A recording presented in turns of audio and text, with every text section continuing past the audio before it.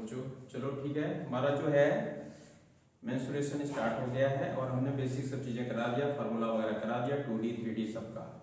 अब चलो हम सवाल पे आते हैं। देखो हम मेनली जो है इसमें मेंस्ट्रुएशन जो पढ़ा रहे हैं हमारा एनटीपीसी में, और एनटीपीसी में मौका मिल गया, बहुत अच्छा मौका मिला है तुम लोगों को। देखो भाई एनटीपीसी इस साल से होने से नहीं रहा, अब जनवरी में समझ लो कि इसका चांस है होने का, और बैडली ड्यू है। और तो चलो ठीक है, मैं देखते हैं इसमें कैसा कैसा सवाल कुछ हम बताते हैं तुमको। जैसे देखो एक सवाल है, सवाल कहता है कि एक जो है 7,776 वर्ग सेंटीमीटर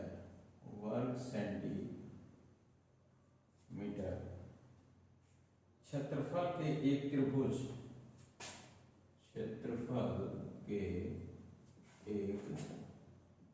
त्रिभुज की भुजाओं का अनुपात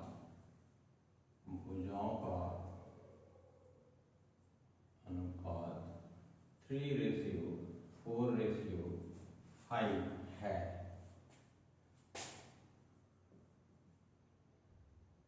तो त्रिभुज का परिमाप ज्ञात करें। ये सवाल है। 7,776 वर्ग सेंटीमीटर क्षेत्रफल का एक त्रिभुज है और उसके भुजाओं का अनुपात दे दिया है 3:4:5। अब कहता है भाई इसका एरिया क्या होगा, सॉरी इसका परिमाप क्या होगा।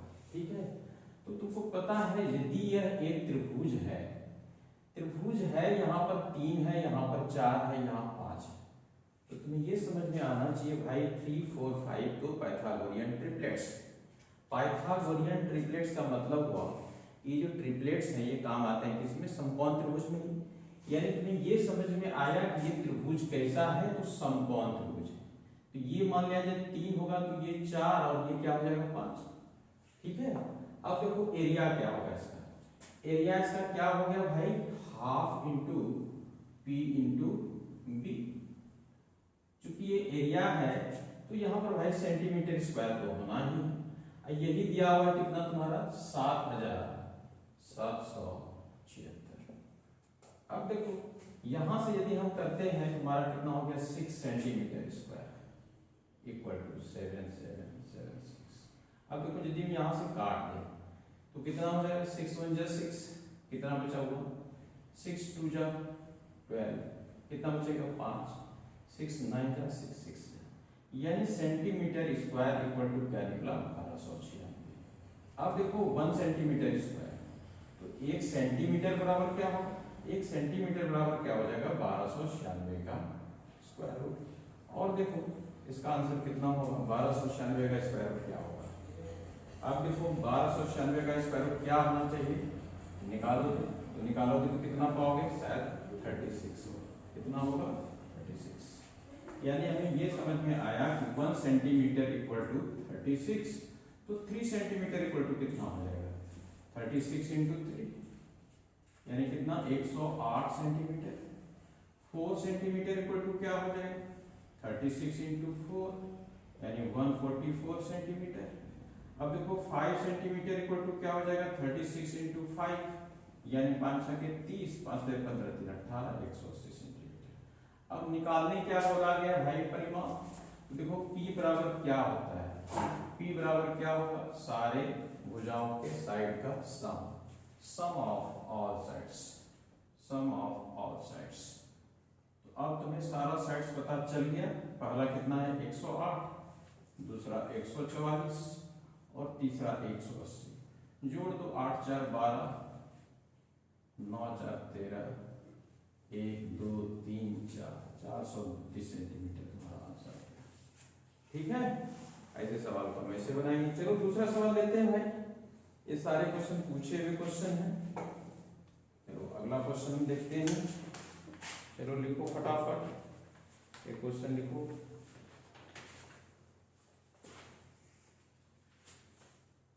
अब कहता है एक घोड़े को 7 मीटर लंबी एक रस्सी से 10 मीटर के बराबर भुजा वाले एक वर्गाकार खेत के एक कोने में बांधा गया है। देखो कहता है एक घोड़े को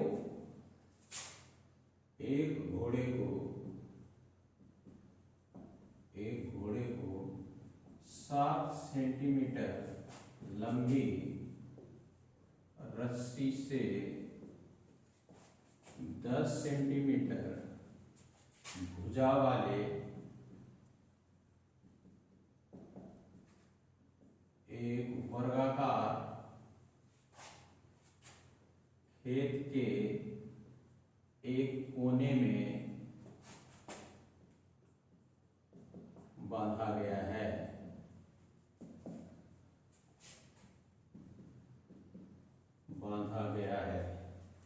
ठीक है।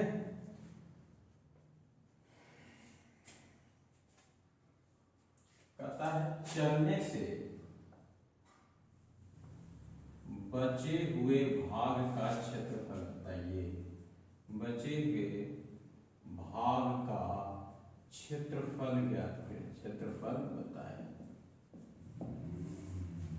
ठीक है। अब सवाल देखो क्या है। सवाल है एक घोड़े को जो है एक वर्गाकार खेत के एक कोने में बांधा गया है। अब वो वर्गाकार खेत कैसा है, तो वर्गाकार खेत, वो खेत कैसा है तो वर्गाकार है। अब यही तुम मान लो। अब देखो ये जब खेत था तो इसका दिया हुआ था ये कितना है 10 सेंटीमीटर या 10 मीटर। ठीक है 10 सेंटीमीटर है या मीटर इसको। चलो ठीक है अब ये मीटर हो गया, यानी इसकी साइड कितनी है भाई 10 मीटर। इसकी कितनी साइड है तो 10 मीटर। अब बताओ एक कोने में इसे बांध दिया गया।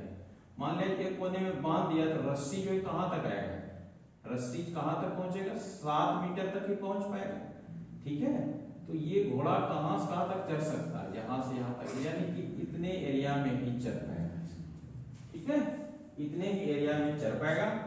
तो अब बताओ तुम कि बाकी कितने हिस्से में ये नहीं चल पाया। तो पूरा कितना है एक वर्ग है, तो पूरा का एरिया कितना हो जाएगा साइड स्क्वायर। अब इसमें हमें घटाना है इस एरिया को। अब देखो ये तुम्हें कुछ कुछ याद आया होगा, ये क्या है क्वाड्रिलेटरल है। ये क्वाड्रिलेटरल है, ये पूरे क्वाड्रिलेटरल कैसे हम कहेंगे इसको, सॉरी क्वाड्रेंट है। अब क्वाड्रेंट हम कैसे कहेंगे, तो ये एक क्वार्टर पार्ट है, एक सर्कल का ये एक क्वार्टर पार्ट है। तो ये कैसे होगा भाई, इसको हम क्या करेंगे theta upon 360 into pi R square. ये हो गया आपका क्वाड्रेंट। अब देखो एरिया ऑफ रिमेनिंग पार्ट, शेष भाग हिस्से का क्षेत्रफल हम निकालेंगे रिमेनिंग पार्ट। अब देखो टोटल तो था ये पूरा 100 n स्क्वायर 100 माइनस, अब ये देखो ये एंगल कितना हो गया 90 अपॉन 360 पाई आर स्क्वायर।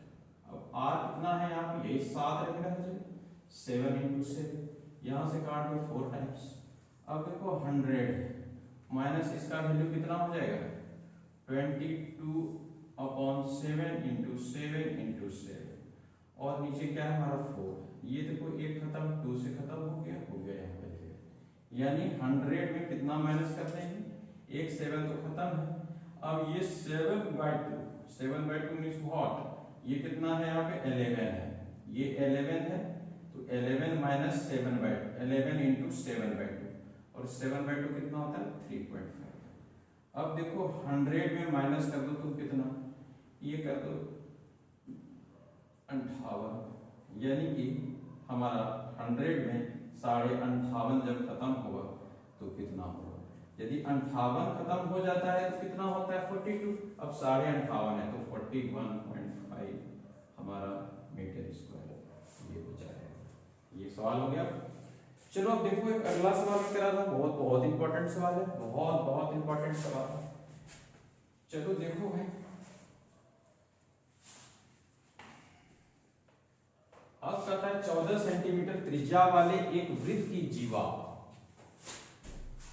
14 सेंटीमीटर त्रिज्या वाले, क्वेश्चन है 14 सेंटीमीटर त्रिज्या वाले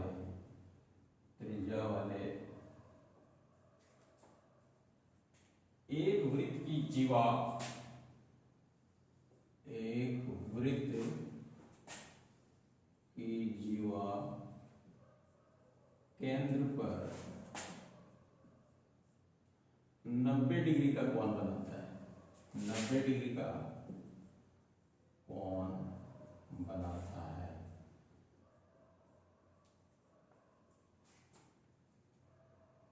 उसके छोटे वृत्तखंड का क्षेत्रफल क्या होगा, छोटे वृत्तखंड का क्षेत्रफल क्या होगा, छोटे वृत्तखंड का क्षेत्रफल क्या होगा।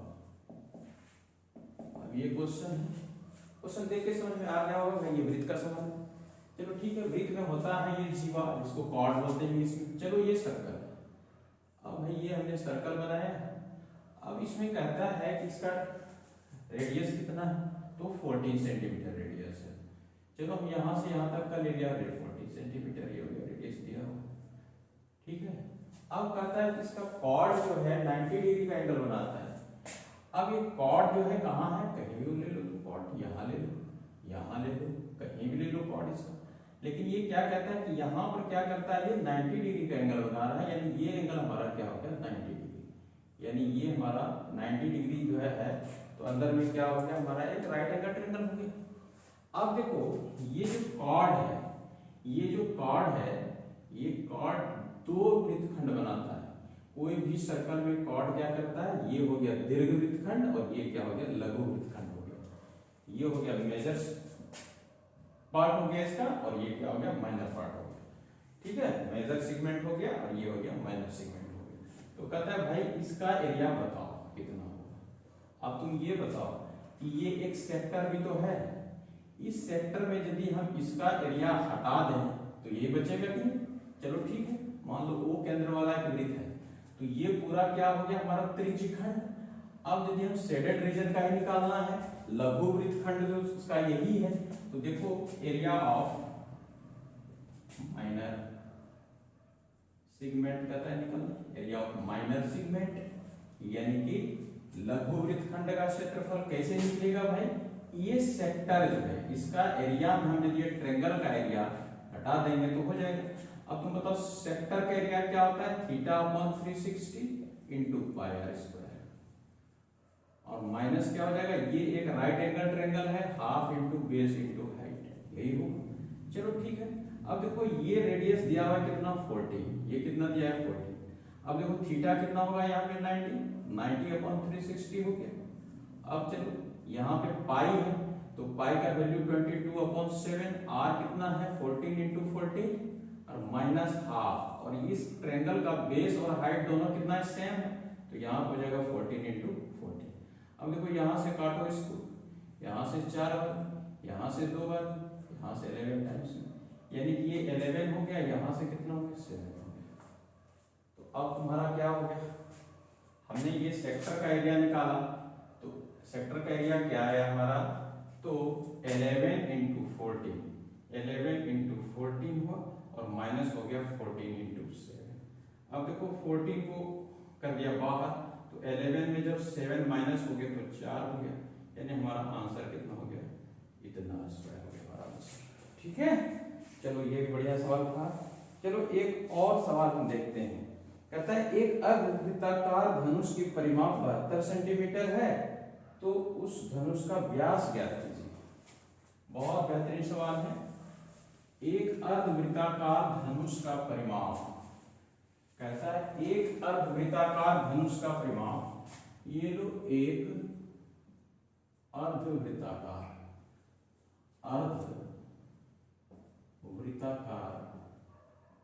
धनुष का परिमाप, धनुष का परिमाप कितना दिया हुआ है, 72 सेंटीमीटर है, 72 सेंटीमीटर है, तो उसका व्यास ज्ञात करें, व्यास ज्ञात करें। अब देखो ये धनुष है, यही धनुष है भाई, धनुष यही है, तो इसका परिमाप क्या होगा, धनुष ये इसका परिमाप क्या होगा? परिमाप क्या होगा? चारों तरफ इस तरह से इसकी लंबाई हो गया, बाउंड्री की लंबाई हो गया परिमाप। तो ये परिमाप पूरा दिया हुआ है, तो परिमाप में देखो ये हो गया इसका क्या डायमीटर हो गया, ये हो गया d, यहां से यहां तक d, और यहां से यहां तक क्या हो गया r, और ये इसका क्या है सर्कमफेरेंस, ये पूरा यहां से यहां तक की लंबाई, यहां से यहां तक ये पूरा सर्कमफेरेंस हो गया। अब देखो सर्कमफेरेंस इसका क्या होगा, ये लंबाई कितना हो गया 2 पाई r का आधा हो जाएगा, क्योंकि ये पूरे का वृत्त का ये आधा पार्ट है, ये पूरा कितना होता है 2 पाई r, तो ये 2 पाई r का आधा कितना हो गया पाई r, प्लस ये सर्कमफेरेंस में ये भी तो जोड़ना है, तो यहां से यहां तक r फिर एक और r, यानी 2r यहाँ पे दिख रहा है। चलो दोनों से यदि हमने r निकाल लिया तो ये हो गया पाई और ये हो गया 2, ठीक है। अब देखो c दिया हुआ है, c कितना है 72, ये दे दिया है 72, यही दिया हुआ है 72। अब देखो r हमें निकालना है, तो ये 22/7, 22/7 प्लस 2, ये देखो क्या हो जाएगा 72 बराबर क्या हो जाएगा 7 दूनी 14 प्लस 22, r गुने 7 दूनी 14 प्लस 22 36/7। अब देखो 36 से 2 बार में काट दिया तो r का वैल्यू क्या हो गया 14, r इक्वल टू कितना हो गया 40, यानी r हो गया 40, तो ये भी 40, और दोनों मिलकर कितना बना दिया 28, यानी आंसर हमारा कितना हो गया। चलो ठीक है, ये सवाल भी बेहतरीन था, वेरी गुड। अब देखो भाई अगला सवाल, अब अगला सवाल है तुम्हारा 3D से, 3D में गोले से। चलो बेलन का देख लो सवाल।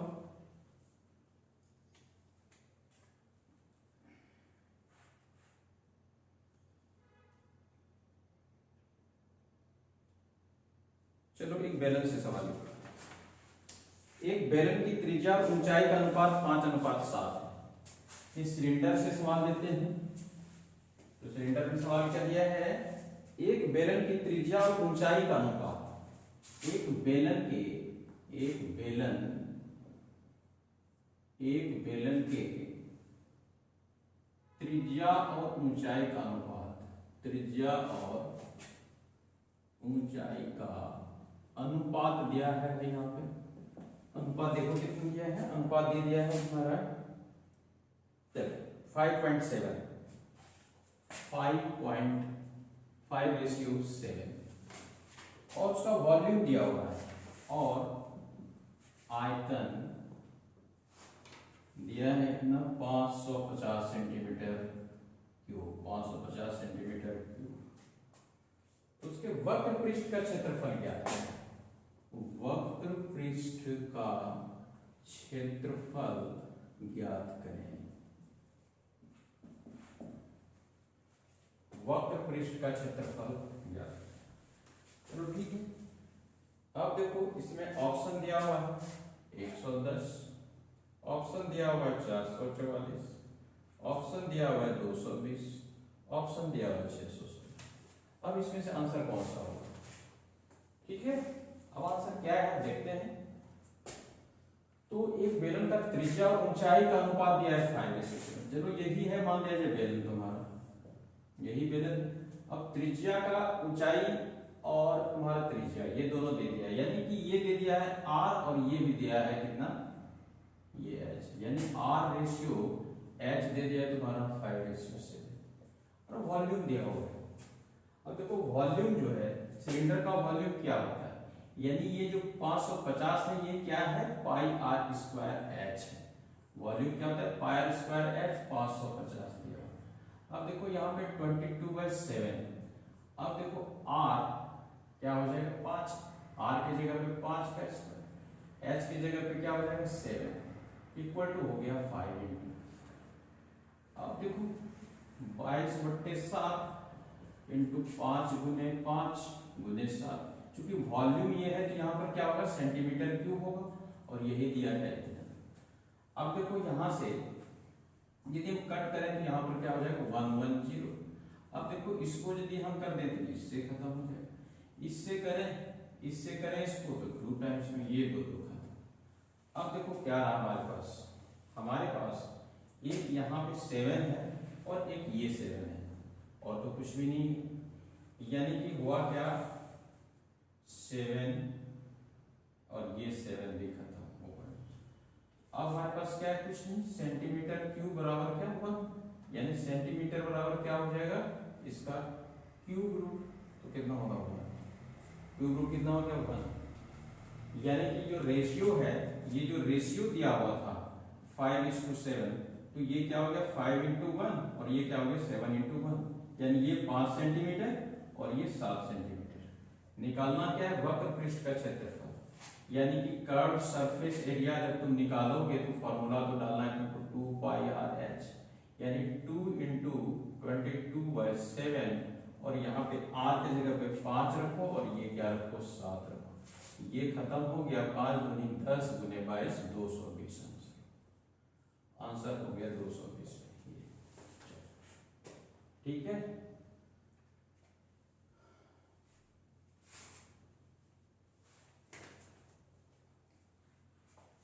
चलो अब देखते हैं अगले क्लास में और क्लास सवाल। और आप लोगों को जो भी कोई डाउट होता है, कुछ भी होता है, तो आप कमेंट करो और वीडियो को शेयर करो, लाइक करो, सब्सक्राइब करो। ठीक है।